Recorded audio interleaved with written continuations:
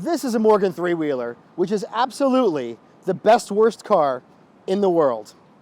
And this is Morgan Versus, in which we compare my Morgan three-wheeler to the very best in the world, which of course, compared to a Morgan, are all absolute junk. Performance, specs, metric, quantitative data, we'll talk about them, but nobody really cares. This series is about comparing vehicles based on real-world criteria. Let's start with the things we have to talk about. Morgan three-wheelers were manufactured from 1911 until sometime in the 50s. This is a 2013 when they brought it back. They have absolutely nothing in common with the old ones, except that they've got three wheels, and they've got a wood frame, and they're not very well made, and that they're absolutely awesome. The engine is a 2-liter, 2-cylinder S&S V-twin, which is basically an aftermarket Harley-Davidson motor. It makes something like 100 horsepower. Nobody cares. The Morgan's headlights are incredibly badly designed. The stock units are basically candles in a metal shell. These are JM or JL speaker projectors, which are awesome and allow you to drive at night without killing yourself. Another problem, the plastic housing for the turn signal indicators is right by the pipe, which is why they melt, which is why you need to put this pipe on unless you want them to melt all over your pipes.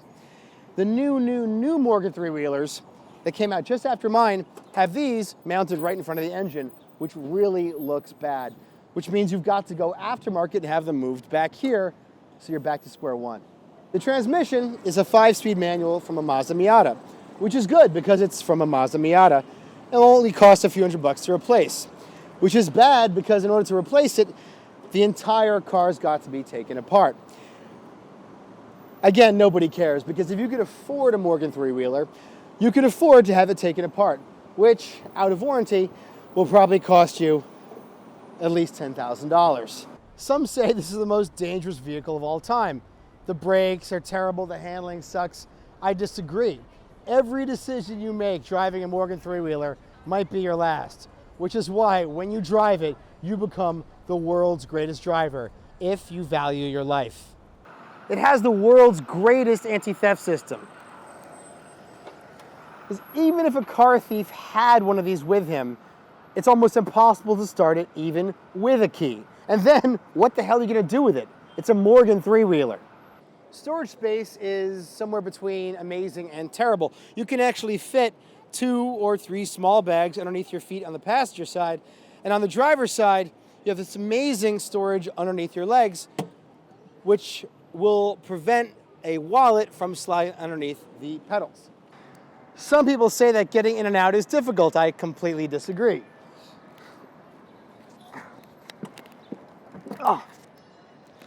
Sometimes it's more difficult than other times. The seatbelt is a bit of a problem. You've got to sit in the center tunnel and do this. And then you're belted in. And then you've got to get out, which is, oh God. That's a whoops. I don't know what I did here. Okay, we're good.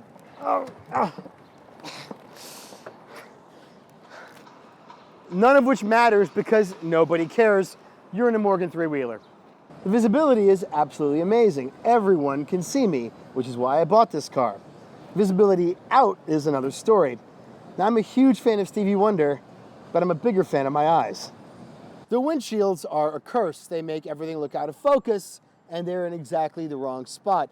So you've got to lean over, which is where all the rocks and dirts get kicked into your face, which is why you've got to wear goggles, which eliminate your peripheral vision.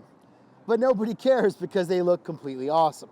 The interior of a Morgan is somewhere between amazing and the worst of all time. Turn the key and you have the speedo light up. You have your engine start switch, which you have to flip up for real, unlike in a Lamborghini. The RPMs, which don't work unless you turn on the hazards, in which case you also get the fuel level, which is totally invented. I don't believe it at all. This piece of tape is aftermarket. It conceals the engine warning light, which is always on for the last 2 years. Aftermarket gauges include the cylinder head temperature and the oil temperature, which have to be aftermarket because if they came from the factory, no one would ever drive their cars. Infotainment is aftermarket, this great Bluetooth speaker that I Velcroed down. By any measure, the interior is terrible, but it's really actually awesome because no matter how you measure it, nobody cares, and it's in a Morgan three-wheeler, the best worst car of all time. And now we'll go through all the items that are necessary to drive a Morgan three-wheeler. Here you have your toolkit, which includes a mallet, the device to remove the front wheels, a flat mate, some fuses and spark plugs. That's very mandatory. That's what the factory provides. We don't need that. That's our gimbal. This is your turn signal indicator, because often the factory ones don't work. This is a Hungarian police paddle in case you run out of batteries for your turn signal thing. This is your blanket for winter. This is a tie, because obviously when you wear a Morgan, you should be wearing a tie. What else do we have here? Oh my God, we have a beautiful green scarf. Then we have a scarf with kittens on it. And then we have a lightweight summer scarf, which is very metrosexual. A scarf with lips on it. And my favorite one is the one with the mermaids. And then we have the luggage rack, on which I've placed this beautiful piece of Morgan branded luggage. Remove that, and you can see how much space you actually have. The luggage rack costs about $1,000.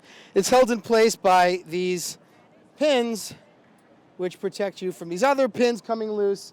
And then on the back, you have this crappy plastic rubber suction mount. Pay no mind to our ghetto taped down microphone pouch.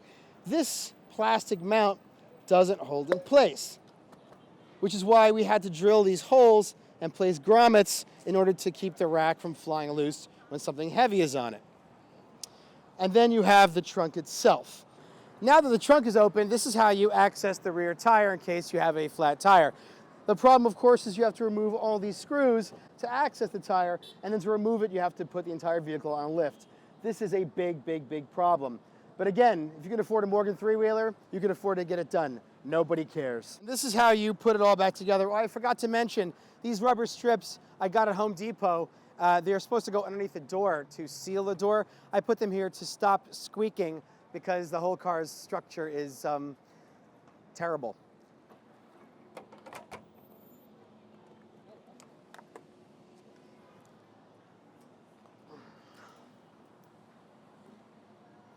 This could take a while.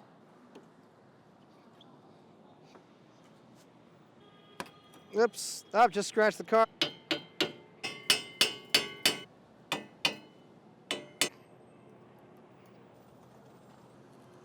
Oh, whoops.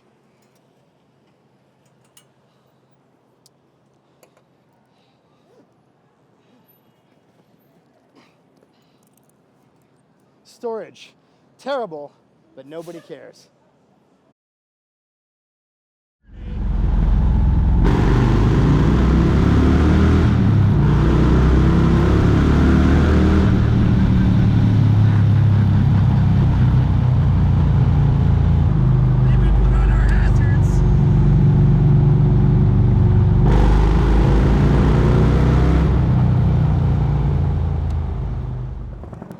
I mean, you can't discuss driving impressions without discussing fashion. I never dressed like this until I got a Morgan three-wheeler. And now I can wear this when I'm not driving the car, and I don't look like a schmuck. Name another car that delivers fashion with it you can wear outside the car. You can't. People talk about cars as lifestyle, but the Morgan is the only brand that actually delivers. This is the Morgan lifestyle. Goggles, sweat, dirty jackets, everyone's your friend. Unfortunately, that includes the mechanic.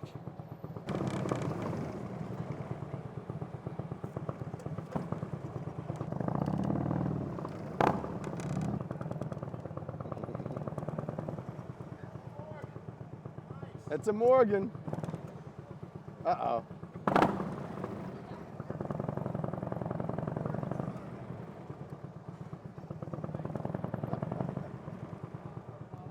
I can't make a turn here? No. Am I allowed to turn here? Can I turn here?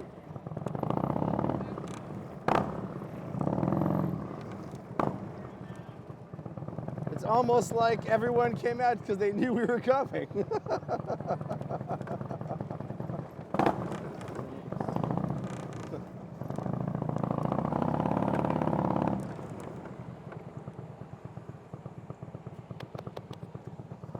Is that a guy? I think that was a guy, dude. I actually think that was a guy. Anyway, that leaves only one last thing to test. The braking.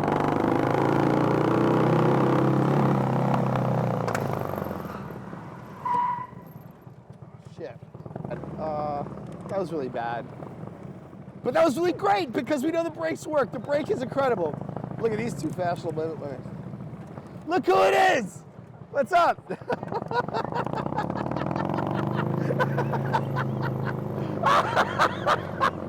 So yeah, the brakes work. I mean, actually, as in they stop the wheels from turning. I'm not sure they actually stop the vehicle from hitting things, but the car spun around, which is in effect the world's greatest braking system because you're no longer moving in the direction of the thing you're gonna hit. I'd call that a win.